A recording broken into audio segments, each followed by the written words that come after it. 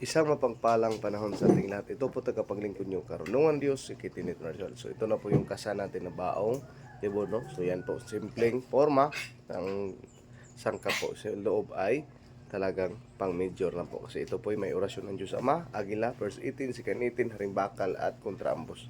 At maliban dyan, ay may representasyon po sa mutya ng lupa, tubig, hangin at saka apoy.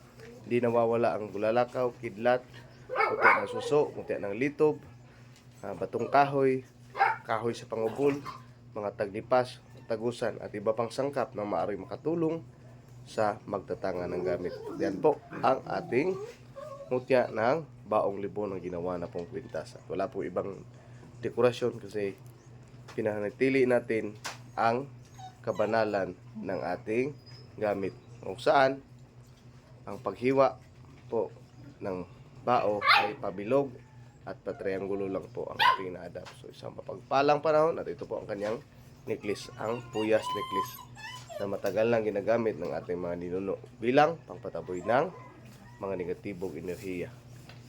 Yan po ang ating kargada. Isang mapagpalang panahon at maraming salamat po.